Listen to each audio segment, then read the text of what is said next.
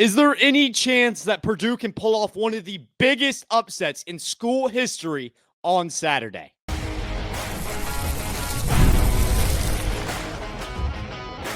You are Locked On Boilermakers, your daily podcast on the Purdue Boilermakers, part of the Locked On Podcast Network, your team every day. Hello and welcome into another episode of Locked On Boilermakers here on the Locked On Podcast Network, where it's your team every day. I'm your host for today. I am Nick Arvin. We got a fun episode previewing Saturday's matchup against the USC Trojans. We're in for a big one, and today's episode is sponsored by our friends at Monarch Money. Take control of your finances with Monarch Money. Use code LOCKEDONCollege at monarchmoney.com for 50% off your first year. We're going to be talking everything on that Saturday matchup today, including what are the biggest storylines for Purdue, what are the biggest storylines for USC. There's some big ones, including Jaden Maiava, who was actually the quarterback for Barry Odom at UNLV. And then we'll talk about what are the expectations. Are the expectations to be competitive against this USC team? Is there any opportunity that Purdue may be able to pull off one of the biggest upsets in school history on Saturday? We're talking with Spencer McLaughlin of Locked On College Football. Here in our first segment, we're going to have him here next. Could it actually happen? Nick Arvin of Locked On Boilermakers has made one of the boldest predictions that I have encountered the entire year here on Locked On College Football. He's here to talk about the take he gave during the offseason, in which he thought that Purdue, week 3, would stun USC on their home field. And guess what, Nick? It's game week against the Trojans. So I'll start with the most important question. Are you sticking to your guns on this one? I feel like I have to stick to my guns, Spencer. I'm not nearly as confident as I was when I did give that take, just because of how good USC has looked. That offense looks like one of the best offenses in the nation, especially in the Big Ten. Jaden Maiava is looking to be a Heisman candidate this year. He throws her 400 yards last week against Georgia Southern. So I'm definitely more concerned about where Purdue stands going into this matchup. They open up as 21-point dogs, so obviously a large hill to climb. But I am under the impression that if Purdue can stay competitive in this game, don't let that USC offense get big plays. Don't let them get a lead early. If you're able to stay competitive, stay close at your home field at Ross-A, which has been electric so far this year, anything can happen. Yeah, this game being at home is important for Purdue. And Barry Odom, like another head coach that just got a signature win, Jeff Lebby over at Mississippi State in the SEC, is looking for just that, a signature win. Every coach in his first year or in his second year is looking for that moment. When you don't have one of those, your fans start to turn on you because they go, what exactly do we have to feel good about here? Well, Mississippi State's got that. Barry Odom could buy the emotional investment of every single Boilermaker fan or adjacent Boilermaker fan in the state of Indiana if he could find a way to win this game. USC has played 2 inferior opponents, most recently Georgia Southern. They have looked really good. By the way, I don't think that's something that you knock and say, oh, well, they haven't played anyone. I've watched Clemson struggle with Troy. I have watched Penn State struggle with FIU. When you look good against inferior competition, I say, oh, so you look like the way a good team should look. Let's start with the USC passing offense. This has to be the primary focus. Not that the Trojans haven't shown ability to run the ball, and that's been an underrated thing for Lincoln Riley's teams over the years. But if Jaden Maiava is hot, I just don't see how this Purdue offense keeps up. I mean, I agree with you to a certain extent. I think that, especially from the defensive side of the ball, that secondary is not going to be able to compete with Jaden Maiava. That's just kind of the reality of the situation. USC has the better players. Purdue brings in so many different guys. They're still trying to get used to playing together, and that's something that we have seen. So for Purdue, the only way that you stay in this ballgame, the only way that you have a chance of upsetting USC is if you keep your offense on the field. You have to win that time of possession battle, and you can't lose the turnover battle. I would say that you have to win both of those two categories in order to stay competitive against this team. You have to continually have these long drives, assert the run offense early so that you're not one-dimensional, so that you're not forcing Ryan Brown to try to air balls down against a talented USC secondary. It's going to be a big task for Purdue to pull it off, but they have to win those two categories. They have to win the time of possession. They have to win that turnover battle. And then I think if they do that, anything can happen. Yeah, a shootout is not the way that Purdue goes and stuns the world here and slows USC's roll. Here's another way of looking at it, and it's in the same vein that you're thinking about this matchup, Nick. According to our friends at FanDuel, the over-under in this game is 58.5. If that over is hitting, no shot. No, that has to be someone who takes that particular prop bet has to be not sweating on under 58.5 by the fourth quarter. If they are able to do that, all right, it could get interesting.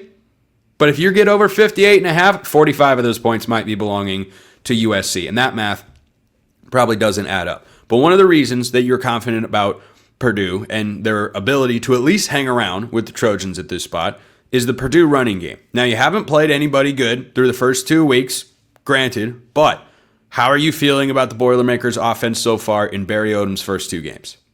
I honestly feel pretty good. And just to go back to your point, the one thing I did want to mention about this matchup, USC has everything to play for in this game. If they lose this game against Purdue, you said Lincoln Riley, he's going to be in a Kalen DeBoer spot. He's going to be in a Napier spot. He's not going to be very loved by the Trojan faithful. If Purdue loses this game, it's just another Saturday. They're not expected to win this one, but if they are somehow able to win this one, it would mean the world. So Purdue, they can lose this game. USC cannot. So I think that's a lot more pressure on USC than Purdue at home. But back to your point about running the football, we've seen that Devin Mockaby has really stepped up and been solid this year. He's been good his previous 3 years, but he really has something to prove in his senior season. Under Ryan Walters, he had a lack of production from his freshman year. His freshman year was kind of his most productive year, but this year could top that. He goes for over 120 yards last Saturday against Southern Illinois. Obviously, that is Southern Illinois, but Barry Odom wants to run the offense through Devin Mockaby, and within that, the play action starts to open up. With Ryan Brown, that connection with Armand Branch has always been electric, but when you go into Big Ten play, that's not always going to be there. You have to assert that run offense early and create a multi-dimensional offense that can eventually open up the passing game, but that all starts on the legs of Devin Mockaby. Talk about the Purdue defense. This USC offense has looked explosive, dynamic. The stats are just as impressive as the game tape if you've watched the Trojans at all this year. I mean, Mekhi Lemon is lighting the world on fire, no surprise. You've got Jaden Maiava, who looks like a guy that Lincoln Riley was perhaps correct to pick over Miller Moss, who has not been stellar so far for the Louisville Cardinals, who have struggled to a couple of wins. But this Purdue defense, do you think there is any way? I think they have to at least hold USC to 20. I think it's got to be 24 points or fewer. I really do, because I think the USC defense is underrated because it's Lincoln Riley. They can't play defense. Deann Tinlin's good. They've got a couple of guys. Eric Gentry is still there. Kamari Ramsey's still there. This is a solid USC defense that is going to be well coordinated and well schemed. But that Purdue defense, I think the number is 24. I think that's about the most that Purdue could get in this game. I mean, that's absolutely fair. And I would say the most important spot on that Purdue defensive side of the ball is the linebacker core. They have stepped up against Ball State. They get a shutout. They get some luck with 2 missed field goals in that one. But a shutout week 1 was absolutely huge for Purdue football because last year, even against opponents like that, they didn't find that success. And so the defensive side of the ball has definitely stepped up from the linebacker cores. A guy by the name of Manny Powell, he played for Barry Odom at UNLV, but he's really stepped up at that linebacker position. Records a huge sack week 1 against Ball State all over the field, was able to stop the quarterback run that Ball State had planned up. Wasn't as great against Southern Illinois, but still did a good job stopping the run. And then Sanders Ellis, a Tennessee State transfer, another big leader at that linebacker core. That linebacker kind of group is going to be so pivotal to contain this USC offense and to really limit what they're going to be able to do Saturday. I will just throw this out there for the Purdue faithful as an olive branch before I give you my score prediction and Nick gives his. Alabama last year, favored by about 22 points on the road at Vanderbilt. Took the loss. Ohio State, on the road at Michigan, favored by 20 to 21 points. Somewhere in that range, they lost the game outright. So don't let a point spread deter you from thinking craziness can happen. That said, I've got USC 37 to 10. Not one of my best bets this week because USC's going on the road for the first time and the environment will be rocking. But yeah, I don't have any major worry about the Trojans here.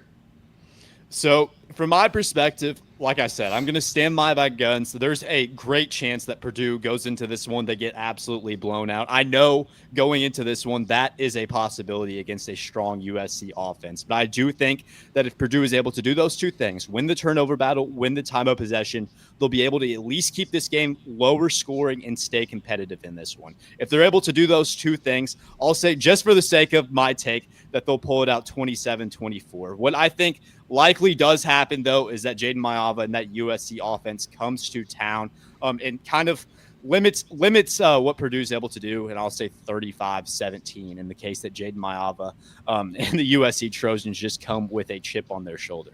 Nick Arvin, Locked On Boilermakers. Great as always.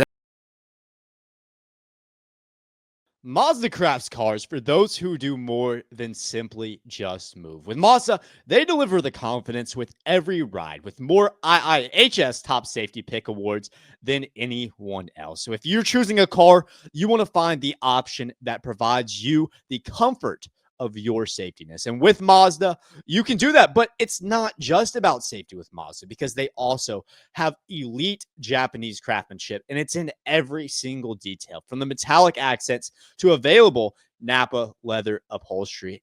Mazda is the way to go. If you're looking for a new car, if you're looking for a car, it needs to be a Mazda. Like our favorite players, we sweat every detail because when you make every moment count, impossible becomes irrelevant. Mazda, move and be moved. Today's episode is also brought to you by our friends at DoorDash. It's almost the weekend. Time to look back and crown this week's MVP on Who Delivered. Powered by DoorDash. Just like you can win every Saturday with DoorDash streaks, saving more every time you order. These players delivered when it mattered most. Let's break it down. For the Boilermakers, Saturday against SIU, it has to be Devin Mockabee. He delivered in a huge way. 2 touchdowns on the day, rushing for over 120 yards.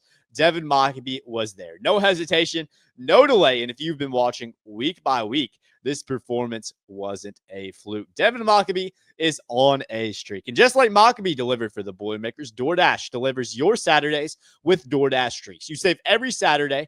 When you order, stack it up all season, and you can save up to $250, including $100 in DoorDash credits. Order this Saturday. Keep the streak alive. Fuel your game day only with DoorDash. Huge thank you to my guy, Spencer McLaughlin of Locked On College Football and Locked On Ducks for having me on the show. Always a pleasure to talk to him about this big Week 3 matchup, Purdue versus USC. Like I said, there is an opportunity for Purdue to stay in this one. I'm not so confident that they're going to win. What I kind of meant to start the season was that when you circle this game on the calendar, it has the opportunity to be a statement win. But we know with how strong USC is, with how strong that offense is, it's going to be a heavy hill to climb. So honestly, going into this one, anything could happen. 21 points is a lot. I think that Purdue will easily cover that. I think it'll be a lot more close than what Vegas thinks. I don't know quite yet if Purdue is going to be able to pull the upset, but I hope that they do. There is a chance. There's always a chance when you bring a guy like Devin Mockabee and a guy like Ryan Brown onto the field.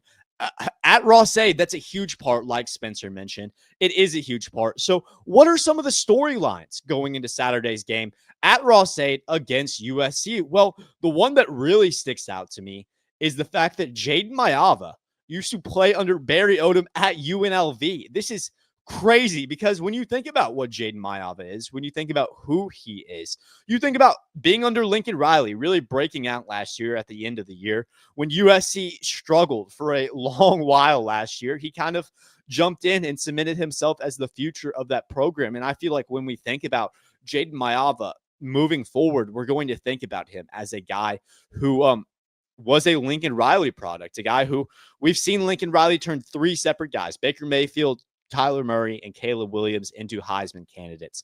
And I wouldn't be surprised if Jaden Maiava isn't next on the list, the next guy to be a part of that historic group of athletes, because he really is that good. And Lincoln Riley's offenses are consistently that good. But he was under Barry Odom for a bit. So maybe Barry Odom knows something on the defensive side of the ball that will be able to stop a guy like Jaden Maiava. Obviously, that's a lot to ask. That's a hot take because obviously he's so good. He's so good now. He's developed so much, but you never know. It's always an interesting dynamic when you have a former head coach of a former player, especially when it's the quarterback in a huge matchup like is going to be Saturday for Purdue versus USC.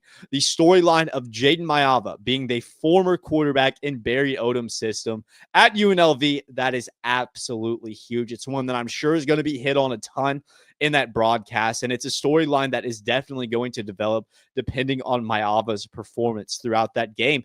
And that in the next storyline, it's going to be about USC. USC has to prove that they're able to win on the road. And that's something that we haven't seen. That's something that I brought up whenever I kind of formulated the fact that I think Purdue is going to be competitive in this game. We haven't seen USC be able to compete on the road. Mark Holkin brought it up, locked on USC. USC has only been able to win a road game in the Big Ten at the Rose Bowl, which, while technically is a road game, isn't a true road game because USC is so used to playing there. They have so much of their own fan base. USC traveling to West Lafayette, Indiana to play at Ross-Ade is going to be a much different environment. USC has yet to prove that they are able to handle that kind of environment, that kind of ruckus environment at Ross-Ade on the road. And we've seen so many guys this offseason talk about how hype Ross-Ade is, how exciting Ross-Ade is to play in, how scary it is to play in when the team's good, when the fans are selling out that stadium. And I think that that stadium is going to be sold out Saturday. And I think that that's going to be a huge test for the USC Trojans. We know that that offense has performed well at home. We know that they've performed well in the Coliseum, but how will that offense perform? How will that offense travel on the road against Ross-Ade? How will that offense prepare going into a 3:30 Eastern time slot, live on CBS at Ross-Ade in front of all of the Ross-Ade brigade? That student section has been so good for Purdue the first couple games, even though not the quality of opponent that USC is. USC is yet to prove that they have been able to win a game, that they will be able to win a game on the road. That's going to be a huge thing to look out for Saturday. And then the final thing that I want to talk about, Purdue has the opportunity to prove that they aren't a fluke. They're 2-0, but everyone can point at, hey, you haven't played anybody. Last year, you play Indiana State in that FCS matchup, and you win that one too, and then lose 11 straight games. Purdue has the opportunity to prove that they aren't a fluke this year. They don't need to win against USC. They have everything to gain, nothing to lose. If you lose that one, it's okay. USC is an elite team. They're going to be ranked in the AP poll. That's going to be a team that's going to be able to compete this year. If you lose that one, it's no big deal. But if you're able to stay competitive, if you're able to be a one-score game going into the fourth quarter against USC, if you're going down to 3 minutes left in the game and you're within one score, if somehow something happens where you're able to take the lead at the end and you win that game, oh my gosh. I think that the field will be stormed. I think the Ross-Ade Brigade will be on the field. It will be an insane moment for just what Barry Odom is, where he's going with the status of this program. It changes everything. That's why I've said this game is going to be one of the biggest games in recent Purdue history. If they are somehow able to pull this one out, even if they're able to stay competitive in a 1-2 score game with USC, they are going to gain so much respect. And I have a lot of anticipation that a lot of people will see what I see, what a lot of Purdue fans see, that this team isn't the team of last year. This team is going to be competitive this year, and this team is going to be able to turn some heads in the Big Ten. So we'll talk about expectations. We talk storylines. We'll talk expectations here in this next segment. What will be a good game for Purdue? What will fans be okay with? What is going to be an acceptable outcome Saturday against USC? We'll talk that here next. The NFL season is here, and FanDuel is making sure you're ready for kickoff with a can't-miss offer. Right now, new customers can bet just $5, and if your bet wins, you'll get $300 back in bonus bets to use across the app. I love using FanDuel because I can bet however I want, whether I want to jump in live on the action, whether I want to put in some futures bets or same-game parlay. It doesn't matter because I can bet however I want to with FanDuel, and you can bet how you want to as well. Are you ready to play? Download the FanDuel app today by visiting FanDuel.com to get started. That's FanDuel.com to place your first $5 bet.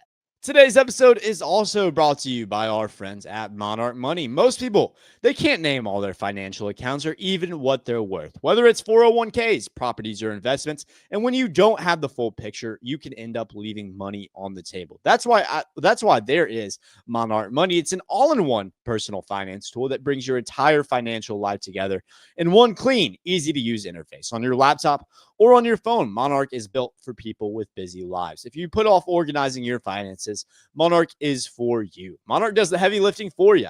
You can link all your accounts in minutes, see clear data visuals, get smart categorization of your spending, and finally feel in control of your money without ever touching a spreadsheet. Honestly, whenever I got Monarch, I was so surprised with how well I was able to start saving money with subscriptions that I just didn't use. You can do that too. Don't let that financial opportunity slip through the cracks. Use code LOCKEDONCollege at monarchmoney.com in your browser for half off your first year. That's 50% off your first year at monarchmoney.com with code LOCKEDONCollege.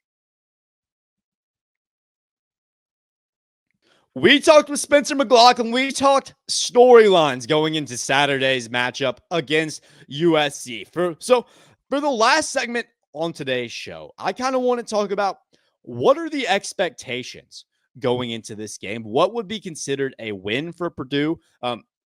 Not actually a win, of course, and then what would be considered a loss? What is kind of the expectations? What would be acceptable for Purdue fans? What would be if you do lose this game to USC, what would be a loss that would be acceptable in the eyes of Purdue fans for, hey, this is a game where we have something to feel positive about? And that's honestly all there is to it. You have to find things that you can do against this USC team that you can feel positive about. We've gone over and over and over again about the way that you win this game. It's going to be tough. It's an uphill battle, but if you're able to run the ball, assert yourself on the ground, create a multidimensional offense, win the time of possession battle, and not turn the ball over, that's the key to victory. It's a lot, but you don't have the margin of error against USC that you're going to have against a Southern Illinois, against a Ball State, and that's just how it is. USC is so good. You're a 21-point underdog. You have to play the perfect game of football in order to beat this team. So say you do lose. Say Jaden Maiava steps in. Say he throws the ball, has a great day, and USC comes into Ross-Ade. They get a win over the Boilermakers. What's acceptable? Because I don't feel like a loss is unacceptable. Like I said, Purdue has nothing to lose in this game. You can get killed, and I would say that would probably be the worst case scenario. If Jaden Maiava, they come in, they somehow shut out this Purdue offense that has been very good this year. I don't see that happening, but if somehow USC just dominates this game, that is something that I feel like we should be unsatisfied with. I feel like this Purdue team has shown enough so far, 2 games in. It's shown enough so far into fall camp, into the summer, that competitive football, staying in this game is kind of the expectation, so to speak. That should be the expectation. I want a 1-2 score game going into the fourth quarter. And I'm not saying that Purdue can't win this game. I know that it's going to be a tough road. I know that I'm going to get a lot of flack for it, for saying that Purdue can be competitive in this one, but it's all about that. You have to have that mindset. You can't go into this thinking that you're outmatched. And that's something that Barry Odom has really done a great job of so far coming in. He's established an identity of playing nameless football. Obviously, it was a different side of the coin last week against Southern Illinois, but that's something that he really preached, wanting to play nameless football. It doesn't matter if it's Southern Illinois. It doesn't matter if it's USC. You have to focus on the game plan. You have to focus on the preparation that you put in this week at practice, what you want to do, how you prepare against these guys. It's not about the name on the front of the jersey. It's about how you prepare. These games are played for a reason. And Barry Odom has an identity. He has a philosophy that he's trying to build at Purdue. He has a system, and that system is more than just the players. USC has the better roster. There's no question about that. They have more talent on the field than what Purdue is going to bring in. But can Barry Odom draw up a better game plan than Lincoln Riley? Barry Odom, he knows Jaden Maiava. He got him to UNLV. Does he know something that we don't know? Can he game plan against that guy in a way that not many other coaches can do? We don't know. We're going to see Saturday, but I don't think that the Purdue Boilermakers should be counted out. I may sound like a bit of a homer, and that's perfectly fine. But I'm telling you right now that this Purdue team has showed enough competitive spirit.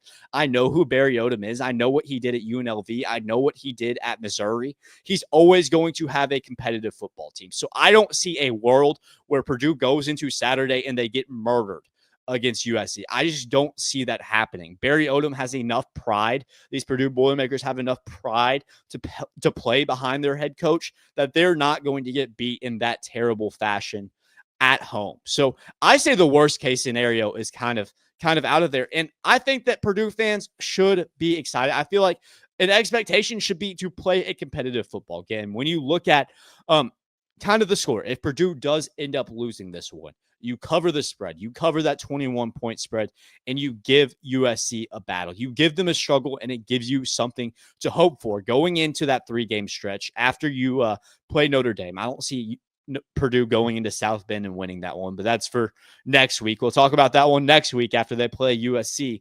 But if you're able to give yourself something to look forward to going into this year, that's all that matters. You don't have to be 3-0. As much as this game has been circled on the calendar all year long, as much as this one is going to be the most pivotal game for sure this year, maybe in the last 5 years for this program, this game is going to be so important if Purdue is able to stay competitive, because the optimism around this program is going to jump. We've seen since we started the show, there hasn't been a whole ton of optimism surrounding Purdue football. And I have tried to endorse that. I've tried to say there is stuff to be excited about this new era of football, because it's just that.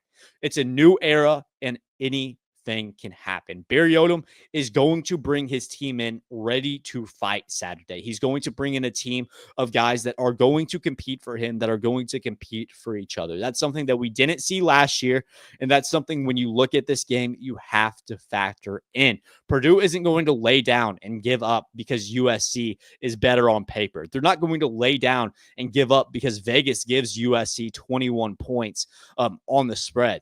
That's not the identity of this team. And we've seen Purdue teams of the past operate like this, but that's not what Purdue is under Barry Odom. So when you look at that spread, when you look at the expectations, Barry Odom has to be factored into that, because what he's done for this program, what he's done for overall the philosophy of this team has been so much more changing than any player that you could put on the field. He's bringing in 70 different transfers, and those guys are already playing for each other, playing for the name on the jersey and not the name on the back. And that's all that you can ask for. So the one thing I ask Purdue fans is don't give up on the Boilermakers too early. I know that spread is a ton, but I know what Barry Odom can do.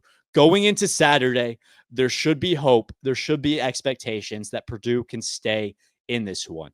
If they don't, it happens. If they get beat, I mean, it is what it is. That USC offense is insane. But don't give up on the Boilermakers before they step on the field. That's all that I ask. I appreciate you guys tuning in once again today. We'll have Mark Colkin on Friday to talk this game up with our guy for Locked On USC. Fun episode today. Thank you guys for joining us. Always exciting things happening on the Locked On Podcast Network. It's another big moment on Locked On. College football fans, Locked On and Fire TV present College Football Kickoff, your ultimate college football weekly preview. Drake Toll of Locked On Big 12, he leads that conversation alongside two-time AP Coach of the Year, Gary Patterson, former college star Jesse Hawley, and Locked On's local experts, a college football preview only Locked On can do. Catch College Football Kickoff every Thursday throughout the season, only on Fire TV. Thank you guys for joining us once again today. Thank you, Spencer, for having me on. And as always, boiler up, hammer down.